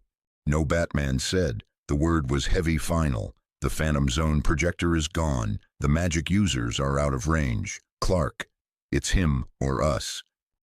Superman closed his eyes. A tear evaporated instantly on his superheated skin. Goku, Superman said, "Yeah, charge it up. Your biggest blast. The blue one." The Kamehameha. Goku frowned. But the ball is in the way. And even if I blast through it, Frieza will just dodge. He won't dodge, Superman repeated. Superman looked at Goku. I'm going to fly through the ball. Goku blinked. What, you'll trigger it? No, Superman shook his head. I'm going to phase, vibrating my molecules to match the frequency of the energy. The Flash taught me. I can pass through it for a split second. Okay, so you get to the other side, Goku said. Then what? Then I grab him, Superman said. His voice was cold, devoid of the Boy Scout warmth. I grab him and I hold him still. Goku stopped. He understood. Clark, Goku said, dropping the nickname. If I fire a full-power Kamehameha and you're holding him... I know, Superman said. It'll kill you, Goku said, or at least it'll mess you up bad. God Kai isn't like regular fire. It destroys on a cellular level. I can take it, Superman lied. Just don't miss. But do it, Superman roared. 5 seconds. Superman didn't wait for an answer. He blurred. He flew straight at the death ball. Frieza watched him come grinning. Suicide, how noble. Superman hit the surface of the ball. He screamed as he vibrated his molecules. The energy tore at his suit, his skin stripping him raw, but he pushed through. He emerged on the other side, smoking, bleeding, a demon of determination. Frieza's grin vanished. Nani. Superman slammed into Frieza. He didn't punch. He wrapped his arms around Frieza's waist, pinning the tyrant's arms to his sides in a full Nelson hold. Gotcha, Superman screamed. Frieza struggled. He thrashed. He headbutted Superman. He burned Superman's arms with his aura. But Superman's grip was absolute. It was the grip of a man who had decided that his life was a fair price for his world. Shoot it, Superman yelled at Goku, his eyes meeting the Saiyans through the transparency of the energy ball. Shoot it now. 2100 to 2215. The Azure Dragon. Goku looked at them. He saw the hero holding the monster. He saw the sacrifice. He didn't hesitate. He honored it. Ka. Blue light gathered in his cupped hands so bright it dimmed the sun. Me? The ocean below evaporated. Huh? The sky tore open. Me? Goku screamed, pouring every ounce of God Ki, every ounce of respect, every ounce of rage into the blast. The beam didn't look like light. It looked like a rushing river of blue reality. It smashed into the death ball. The death ball disintegrated, instantly overpowered by the divine frequency. The beam continued. It roared toward Frieza and toward Superman. Frieza screamed, "You can't do this. I am the Emperor, I am." The blue light swallowed them both. The light didn't fade. It didn't taper off. It simply ceased to exist, leaving a negative image burned into the retinas of every living soul in Metropolis. One moment there was a roaring river of azure destruction that bridged the gap between the earth and the void. The next, there was only the sky, or what was left of it. The clouds had been atomized in a 50-mile radius. The atmosphere itself had been punched open, revealing the cold, star-flecked darkness of space in broad daylight. The ozone layer hissed as it tried to knit itself back together, a wound in the planetary skin screaming in silence. Sarah Thorne lay on her back in the rubble, her arm thrown over Maya's eyes. She blinked, tears streaming down her face, trying to process the sudden return of the visual spectrum. The world was gray. Color seemed to have been bleached out of the city. "Is it over?" Maya whispered, her voice tiny in the vast, echoing quiet. I think so," Sarah croaked. There was no golden glow, no maniacal laughter. The oppressive weight that had crushed the city, the sheer spiritual gravity of the tyrant, was gone. But so was the warmth. High above, at the edge of the atmosphere, a single spark flickered. It wasn't the steady burn of a flying man. It was the erratic tumbling of debris. Goku floated there, his chest heaving, his GI tattered to shreds. His hair had returned to black. The blue aura of divinity had evaporated, leaving him completely empty. He stared at his hands. They were shaking. Smoke curled from his palms. "I got him," Goku whispered, his voice sounding hollow to his own ears. I felt his energy vanish. He's gone, punched right out of the dimension. But there was no triumph in his voice, because he also felt the other energy, the one that had been holding Frieza still. It hadn't vanished, but it had dimmed. It had shrunk from a raging sun to a dying ember. Clark Goku yelled. He dove. 0230 to 0515. The fall of Icarus. The body fell through the re-entering air. It didn't glide. There was no cape to catch the wind. It had been incinerated. Superman fell like a stone. He tumbled end over end, his limbs loose, unresisting. The red boots were charred black. The blue suit was fused to his skin in places, and in others it was simply gone, revealing flesh that looked gray and cracked like dry earth. Goku pushed his exhausted body, forcing a burst of speed he didn't really have. He intercepted the fall 3,000 feet above the city. He caught Superman in his arms. The weight was shocking.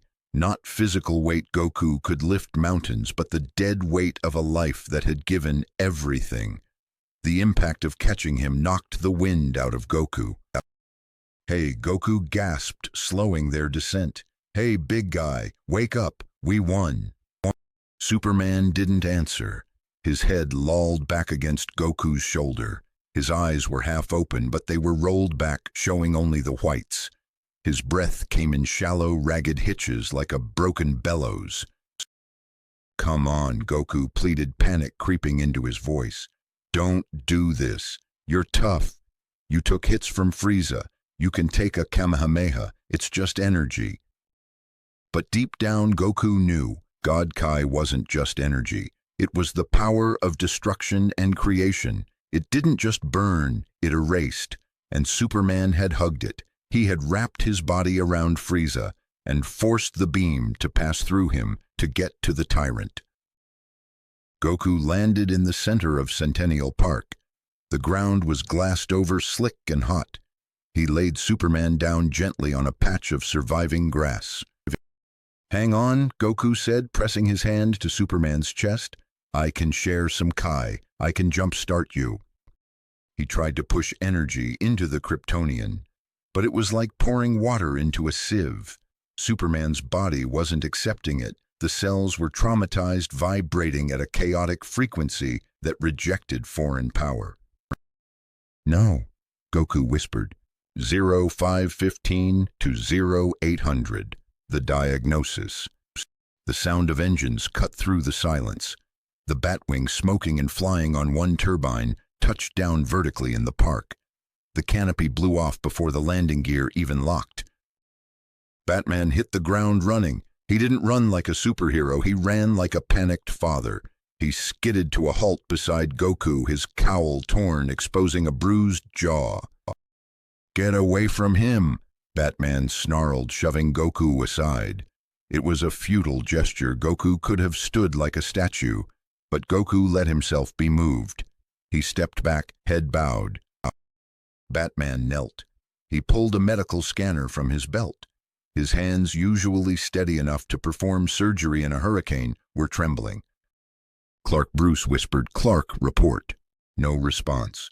The scanner beeped, a harsh, dissonance tone. Alfred Batman barked into his comms. "I need a full bioscan. Now, bypass the encryption on the suit sensors." I have the readings, Master." Bruce Alfred's voice came through, sounding old and frail. "Oh, dear God." "Give it to me," Batman demanded, checking Superman's pulse manually. It was there, but it was thready, erratic.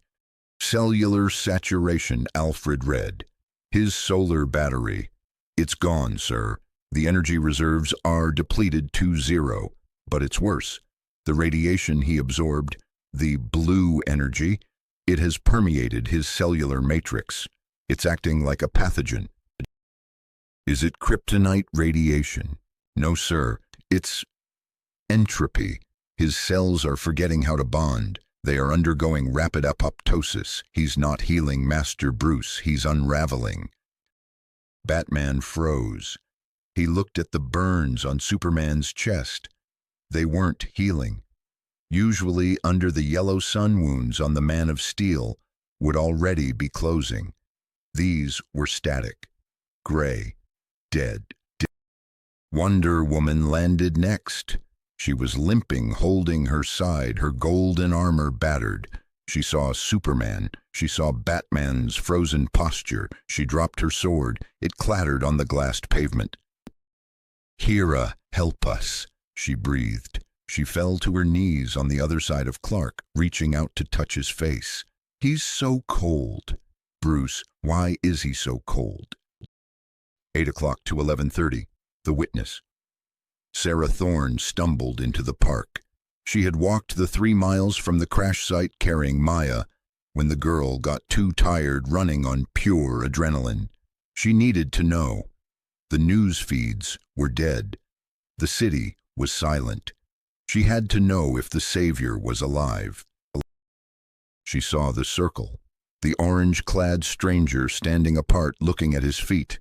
the bat monster kneeling, the Amazon princess weeping, and in the center, the broken man.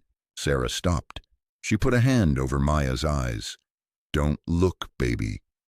"Is Superman sleeping?" Maya asked. Sarah didn't answer. She stared at the figure. He looked so small. Without the aura, without the flight, he was just a man in a ruined costume. He looked human, and that was the most terrifying thing of all. She took a step forward. The sound of her shoe on the glass alerted them. Batman's head snapped up. His glare was terrifying. "Stay back." "Is he—" Sarah couldn't finish the sentence. "He saved us. He held that monster." "He did," Diana said softly, not looking up. "He made the choice." Goku took a step toward them. I can fix this. I have friends. Bulma. She's smart. Or we can find the Dragon Balls. We just need a radar." Batman stood up slowly. He turned to face Goku. The look on Bruce Wayne's face was not gratitude. It was a cold, calculated fury that made Frieza's malice look like a tantrum. "You," Batman said. "I didn't mean to." Goku started. "You brought this here." Batman stepped closer, towering over the shorter scion in presence, if not height. "You brought your war to our world. And then you pulled the trigger." "He told me to." Goku argued, his voice cracking. "He said it was the only way. And he was right. Frieza would have blown up the planet." "He is Superman," Batman hissed. "He always finds another way. Until you gave him a gun and told him to stand in front of the bullet." "Bruce, stop," Diana commanded, standing up. "This isn't the time." "Look at him." Batman pointed at the broken body. "That's not battle damage. That's erasure. Your energy did that." Goku looked down at his hands again. He remembered the feeling of the Kamehameha leaving his palms, the sheer joy of the release, the thrill of the power. He hadn't thought about what it would do to the man holding the target. He had trusted Superman's invulnerability. He had applied the logic of his world where a senzu bean fixes a hole in the chest to a world where physics had a price. Goku stammered, "I'm sorry." 11:30 to 14:40, the irreversible truth. Superman coughed. It was a wet, rattling sound. Blood dark and thick spilled from his lips. Clark Diana was back at his side instantly. Clark's eyes fluttered open. He looked up. He saw the blue sky, the real sky, healing slowly. He saw the faces of his friends. "Did?" Clark rasped. The voice was a whisper. "Did we?" "He's gone," Cal Diana soothed, stroking his hair. "Frieza is gone. You did it. You saved everyone." Clark tried to smile, but it turned into a grimace of pain. He looked at his hand. He tried to make a fist. His fingers trembled and fell limp. "I can't," Clark whispered. "I can't feel the sun." Batman stiffened. That was the sentence he feared most. "It's okay," Batman lied, his voice breaking. "It's just shock. We'll get you to the fortress, the regeneration matrix." "No," Clark shook his head slightly. "It's different, Bruce. It's gone. The light is gone." He looked past Batman, locking eyes with Goku. Goku flinched, expecting anger, expecting blame. But Clark's eyes were soft. "Thank you," he mouthed. What Goku blinked, tears welling up. "Why are you thanking me? I broke you." "You did what was needed," Clark whispered. "You did what I couldn't." Clark's eyes drifted to Sarah and Maya standing at the perimeter. He saw the little girl peeking through her mother's fingers. He saw them alive. Safe. He let out a long, shuddering breath. His body went slack. Heartbeat lost. Alfred screamed in Batman's ear. No, Batman grabbed a defibrillator from his belt. Clear. Thump. Superman's body arched. Again clear. Thump. "Come on, Clark, don't you dare." Sarah Thorne watched the Batman, the urban legend of fear, frantically pumping the chest of the god of hope. She realized then that the age of gods was over. The invincibility was a lie. Goku watched helpless. He clenched his fists until his nails bit into his palms. He had won the fight. He was the strongest warrior in the universe. And he had never felt so useless in his entire life. "We have a rhythm," Batman announced, collapsing back on his heels, sweat dripping from his chin. "It's faint, but he's alive." "For how long?" Diana asked, staring at the gray skin. Batman didn't answer. He looked at the ruin of Metropolis. He looked at the alien standing in the orange sky. He looked at his fallen friend who could no longer feel the sun. "I don't know," Batman said, "but nothing will ever be the same." The Arctic wind didn't howl. It mourned. It whipped around the crystalline spires of the Fortress of Solitude, seeking entry, but the alien structure stood sealed, a tomb of memory amidst the ice. Inside, the temperature was kept at a precise, sterile constant, but to Bruce Wayne it felt colder than the grave.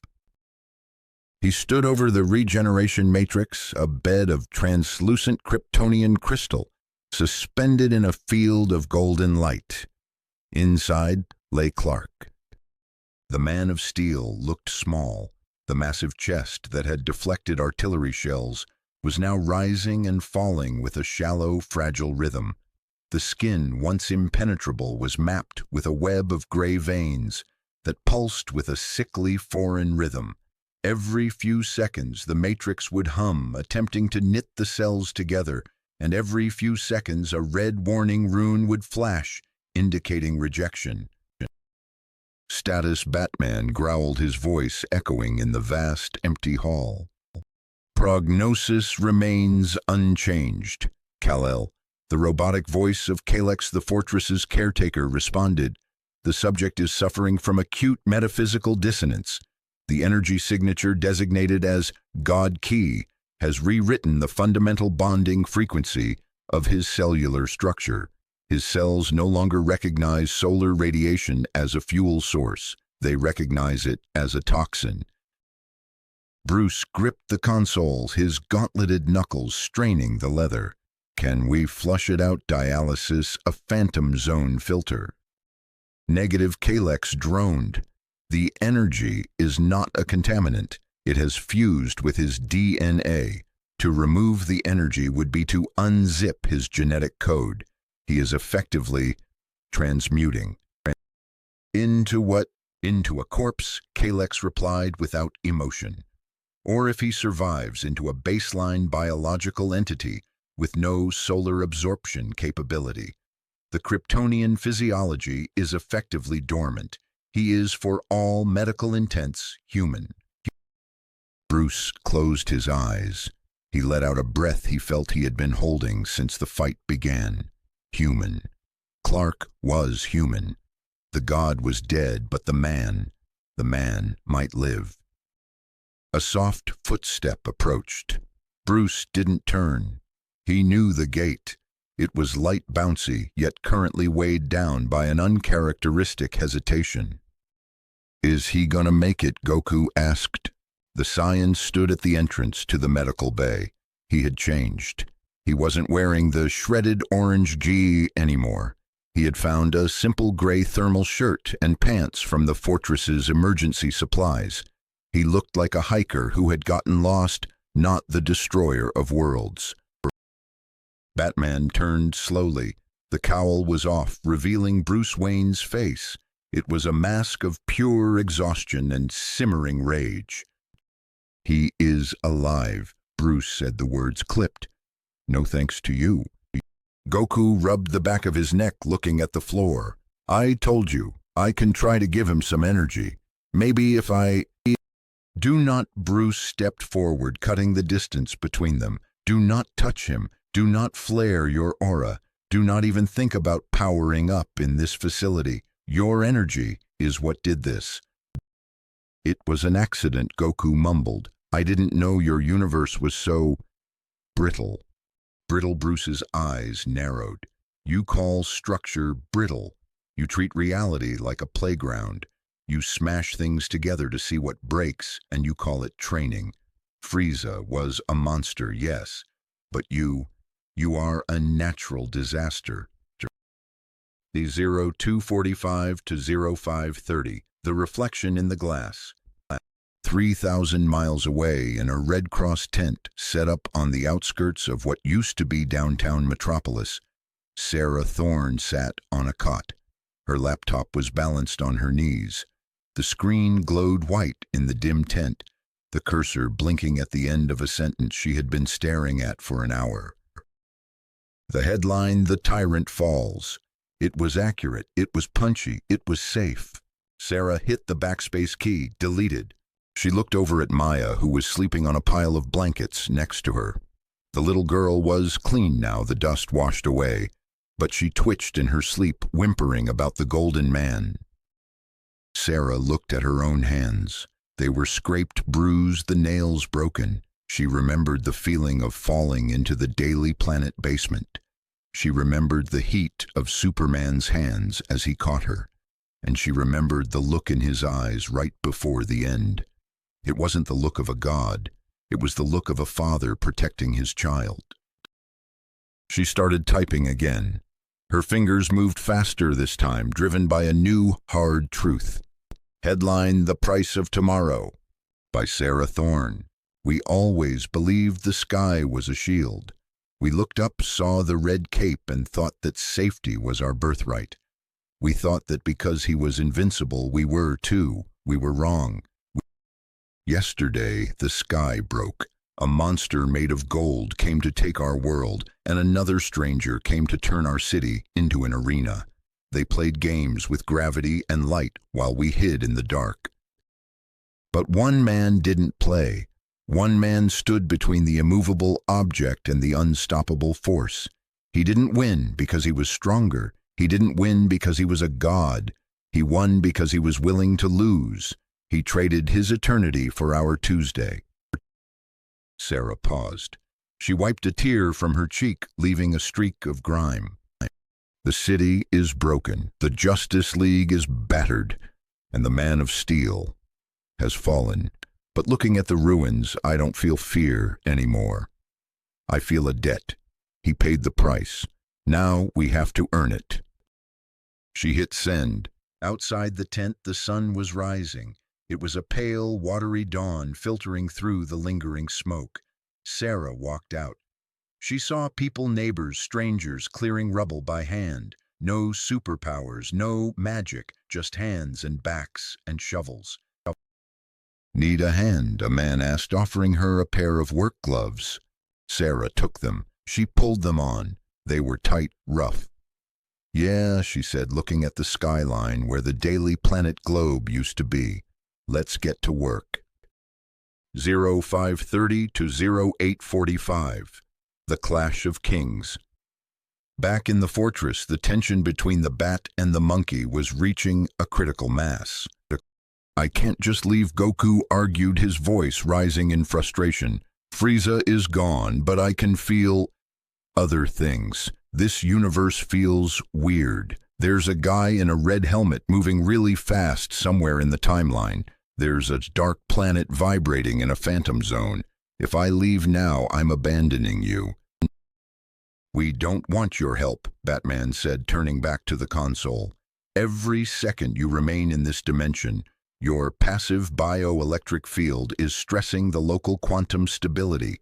You are too dense for this reality, Goku. You are a whale in a goldfish bowl. Even your breathing causes ripples." "So I'm the bad guy now." Goku clenched his fists. "I saved the planet. If I hadn't hit that death ball, you'd all be space dust. And if you hadn't followed Frieza here, he might never have found us," Batman countered, cold logic. "You track trouble. Or maybe trouble tracks you. Either way, the equation ends with collateral damage." "Stop it, both of you." The voice was commanding, regal, yet laced with fatigue. Wonder Woman walked in. She had removed her armor, wearing a simple Amazonian tunic. Her left arm was in a sling. She walked between them, placing a hand on Goku's shoulder and another on Bruce's arm. Bruce, he is not the enemy, Diana said softly. He fights with the heart of a warrior. He honored Cal's choice. She turned to Goku. And you, Son Goku, you must understand. Our world is not like yours. In your world, death is a revolving door. You wish for things to be fixed. Here, when things break, they stay broken. We carry the scars. That is our burden. Goku looked at Diana. He saw the sadness in her ancient eyes. He thought of Krillin dying on Namek.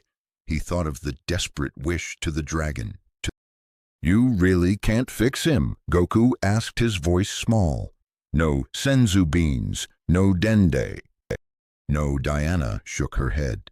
Kal-El gave his divinity to the spell that banished the tyrant. The exchange is final. Goku looked at the Matrix.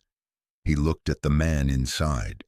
For the first time, the concept of permanent consequence truly settled on his shoulders. It was a heavy weight, heavier than his training clothes. I didn't mean for this to happen, Goku whispered. Intent is irrelevant, Bruce said, though his tone had softened by a fraction. Only outcome matters. A chime sounded from the Matrix, a soft, ascending tone. Subject is regaining consciousness, Kalex announced. 8:45 to 12 o'clock. The man who fell to earth. The golden field dissipated. The crystal cover slid back with a hiss of escaping gas. Clark Kent opened his eyes. He didn't gasp. He didn't sit up violently. He simply inhaled a long, slow, deliberate breath. He blinked, staring up at the vaulted ceiling of the fortress. Diana stepped closer, hovering her hand over his. Clark turned his head. The movement was slow. Human. Diana, he rasped. His voice was different. The resonant underlying bass that usually vibrated in the chest of anyone near him was gone. It was just a voice, a man's voice. I'm here, Cal. She smiled, tears welling in her eyes. Bruce is here. We're safe. Clark tried to sit up. He grimaced, his arms shaking as he pushed against the mattress. He fell back, exhausted by the effort. Careful, Bruce was there, instantly supporting Clark's back, helping him sit. Take it slow. Your muscle density has adjusted. Clark sat on the edge of the Matrix, his legs dangling. He looked down at his hands. They were pale. There was a small cut on his thumb where the IV line had been. It was scabbing over, a tiny red scab. Clark stared at it, mesmerized. I can't hear it, Clark whispered. Hear what Goku asked, stepping forward tentatively. The world, Clark said. He looked at Goku. Usually, I can hear the ice shifting. I can hear the heartbeat of a whale in the Atlantic. I can hear the radio waves bouncing off the satellites. It's always so loud. Clark closed his eyes and smiled, a genuine small smile. It's quiet, he said. It's beautiful. Clark Bruce said, his voice serious. Your powers. The solar absorption matrix is cauterized. We might be able to jumpstart it with a concentrated dose of... No, Clark interrupted gently. He opened his eyes and looked at Bruce. I can feel it, Bruce. The well is dry. The connection is cut. He touched his chest right over his heart. I'm just a man. The room fell silent. The Justice League, the pantheon of modern gods, stood around a man in a hospital gown. You're okay with that? Goku asked, confused. Being weak. Clark looked at the Scion. I'm not weak, Goku. I'm just not invincible. There's a difference. Clark slid off the table. His legs wobbled, but he stood. He stood on his own 2 feet, feeling the cold floor against his soles. You saved the city, Clark said to Goku. You fired the shot. You held him, Goku countered. You took the hit. That was crazy stupid, by the way. Clark laughed. It was a wheezy human sound. Yeah, it was, but it worked. Clark walked over to Goku. He extended his hand. Go home, Goku, Clark said. Your world needs you, and this world This world needs to learn to stand on its own. Goku looked at the hand. He gripped it. His scion's strength could have crushed Clark's bones to dust, but he was gentle. He treated Clark like he was made of glass, precious, valuable glass. "You're a weird guy," Superman Goku grinned, "but you're tough. If you ever get your mojo back, look me up. I still owe you a fight." "I think I'll pass," Clark smiled. "I'm retired." 1200 to 1530. The departure. The exit from the dimension wasn't as violent as the entry. Goku stood outside the fortress on the ice sheet. The wind whipped his hair. Bruce, Diana, and Clark stood watching him. So Goku said, placing 2 fingers on his forehead, "I just got a lock-onto key back home. It's faint, but I think I can feel Vegeta being angry about something. That usually works as a beacon." "Do not return," Batman said. "It wasn't a threat, it was a request. Our laws of physics cannot sustain your presence." Yeah, Goku waved his hand dismissively. "You guys are too uptight. Loosen up a little. Eat some good food. Fight some bad guys." Goku looked at Clark one last time. He gave a sharp salute. "See ya," Goku said. P.O.P. The air rushed in to fill the space where the Saiyan had been. He was gone. The chaotic energy, the pressure, the sheer impossibility of him vanished. The silence returned to the Arctic. Clark shivered. He wrapped his arms around himself. "It's cold," he said, surprised. "I've never felt cold before." Bruce unclasped his heavy lead-lined cape and draped it over Clark's shoulders. It was heavy, weighing Clark down, but it was warm. "Come on," Bruce said, his voice gruff but devoid of its usual edge. "The javelin is waiting. Lois is waiting." Lois. Clark breathed the name. A look of terror and joy crossed his face. "How do I tell her? How do I tell her I'm this?" "You tell her that you're the man she fell in love with," Diana said, placing a hand on his arm. "She never loved the flight, Cal. She loved the heart." Clark looked at the horizon where the sun was beginning to peek over the glaciers. It was a dim yellow star. It didn't sing to him anymore. It didn't fill him with fire. It just offered light. "Let's go home," Clark said. 1530 to 1800, the new normal. 1 week later, Sarah Thorne sat in the makeshift newsroom in the basement of a library. The Daily Planet was still a hole in the ground, but the paper never stopped. She picked up the fresh print edition. The ink was still wet. The photo on the front page wasn't a blurry shot of a fight. It was a high-resolution image taken by Jimmy Olsen. It showed the ruins of the Centennial Park. In the foreground, a single sapling had been planted, in the scorched earth where the death ball had been destroyed. And standing next to the sapling looking at it was Clark Kent. He was wearing a flannel shirt and jeans. He looked ordinary. He looked like anyone. But Sarah knew. She knew who he was, and she knew what he had lost. She read her own closing paragraph. "The age of the Superman is over.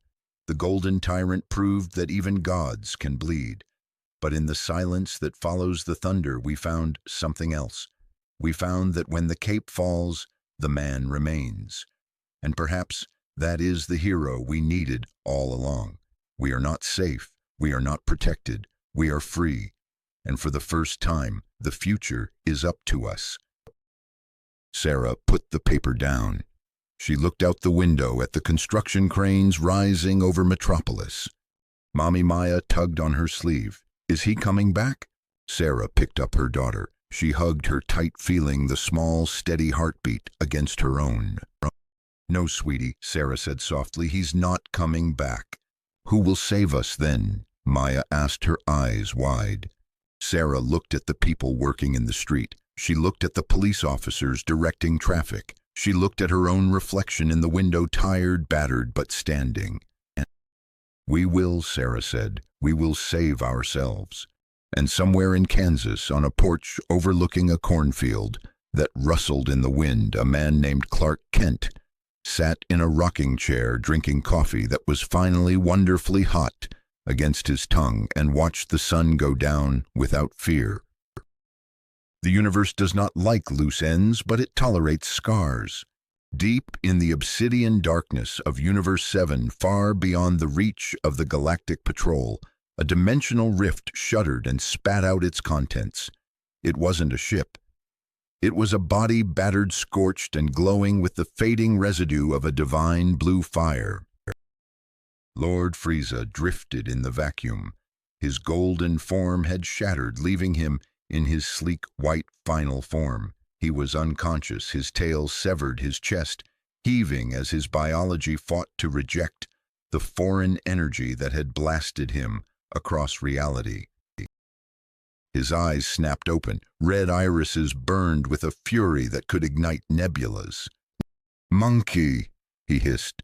The sound died in the vacuum, but the intent rippled out. He wasn't dead. He was impossible to kill, but he was humiliated. He remembered the grip, not the Saiyan's grip. He knew that strength. He remembered the other one, the man in blue, the one who felt soft, breakable, yet held on with the desperate, illogical strength of a creature protecting its nest. Frieza floated, staring at the distant stars of his own galaxy. He clenched his fist. The pain was excruciating, but it was a reminder. There were other worlds. There were other monsters. And somewhere across the membrane of existence, there was a man who had sacrificed his godhood just to embrace a demon. "Keep your mudball," Frieza whispered to the empty dark. "I have an empire to rebuild." He signaled his ship. The game was over. For now. 0230 to 0500, the Memorial of Glass. In Metropolis, the seasons had changed. Winter had come and gone, scrubbing the ash from the streets with cold rain and snow. Now spring was breaking. Sarah Thorne stood in the center of Centennial Park. The crater where the death ball had almost ended the world was gone, filled in and paved over. In its place stood a new monument. It wasn't a statue of Superman. The city had enough of those, and most were broken. It was a wall of polished black granite, simple and stark. Engraved on it were the names of the 412 people who died during the Golden Event, and in the center, a single inscription. "We looked up for a savior. We found each other." Sarah traced the letters with her finger. She looked different now. The fear that used to live in her eyes, the constant scanning of the sky for a cape, was gone. It had been replaced by a quiet, hardened resilience. "Mom, come on, we're gonna be late." Maya was running ahead, her backpack bouncing. She was 8 now. She didn't draw Superman anymore. She drew bridges. She drew construction cranes. She drew people holding hands. "I'm coming," Sarah called back. She took one last look at the sky. It was blue, just blue, empty of gods, empty of monsters. It looked terrifyingly big. Sarah zipped up her jacket. She didn't feel safe. She knew that out there in the dark things like Frieza existed. She knew that the shield was gone. But as she watched her daughter laugh and chase a pigeon, she realized she didn't need to feel safe. She just needed to be ready. "Goodbye, Superman," she whispered to the empty air. She turned her back on the sky and walked into the city that men and women were building with their own hands. 0500 to 0830, the man in the plaid shirt. Kansas. The late afternoon sun turned the wheat fields into a sea of liquid amber. The air smelled of wet earth and engine grease. Clark Kent wiped sweat from his forehead with the back of a gloved hand. His back ached, a dull, throbbing ache in his lumbar spine that he had never felt for the first 30 years of his life. He grunted, hefting a bale of hay onto the back of the pickup truck. "Heavy." Clark turned. Bruce Wayne was leaning against the fence post wearing a designer suit that cost more than the farm, looking comically out of place among the chickens. It's 50 pounds. Bruce Clark smiled, tossing the bale. Physics says it's heavy. I brought the prototype, Bruce said, not returning the smile. He gestured to the sleek black car parked in the driveway. The exoskeletal support suit. It mimics Kryptonian strength levels, solar batteries in the lining. It creates a hard light force field. You could be him again, Clark, or at least a version of him. Clark pulled off his work gloves. He walked over to the water cooler on the porch and poured 2 cups. He handed one to Bruce. No, Clark said. The world is vulnerable, Bruce pressed. Darkseid Brainiac, the next Frieza. Who stops them? You will, Clark said, taking a sip of water. Diana will, Barry, Arthur, and others who will stand up. Clark leaned against the porch railing, looking out at the horizon. He looked tired. He had crow's feet around his eyes. There was a scar on his chin from a tractor accident last month. Bruce, for my whole life I floated above this world, Clark said softly. I listened to it, I watched it, I saved it. But I never really lived in it. I never felt the cold seep into my bones. I never felt the fear that the harvest might fail. I never felt time. He looked at his hand. It was calloused rough. I gave up the sky, Clark said, and in exchange, I got the earth. I got Lois without the secret. I got the ability to grow old. Bruce looked at his friend. He looked for the regret. He looked for the longing for power. He found none. He found only a peace that Bruce Wayne, with all his billions and all his contingency plans, had never known. You're really retired, Bruce said, the realization finally settling. I'm Clark Kent, he corrected. I'm a reporter. I'm a husband. I'm a farmer. Clark stood up and patted Bruce on the shoulder. The grip was firm, human, lacking the crushing power of a god, but filled with a different kind of strength. Stay for dinner, Clark asked. Lois is making pot roast, and I think I actually bruised my thumb fixing the fence. I want to show you. It's turning purple. It's amazing. Bruce stared at him for a second. Then for the first time in years, he let out a short, genuine laugh. You're an idiot, Clark. I know, Clark grinned. It's great. 8:30 to 10 o'clock. The last sunset. Later that evening, after Bruce had left, Clark sat on the porch swing. The sun was setting, painting the sky in hues of purple and gold. He watched it go down. In another life, that sun was a battery. It was fuel. It was the source of heat vision and flight and invulnerability.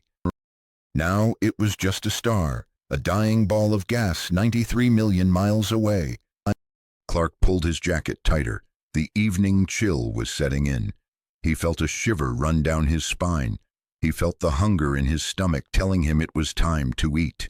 He felt the exhaustion in his muscles telling him it was time to sleep. He closed his eyes and listened. He couldn't hear the crime in Metropolis. He couldn't hear the distress signal from a ship in the Atlantic. He couldn't hear the heartbeat of the universe. He heard the crickets. He heard the wind in the corn. He heard Lois inside the house humming as she set the table. It was a small sound, a fragile sound. Perfect, Clark whispered. He stood up, turned off the porch light, and went inside to live the rest of his life.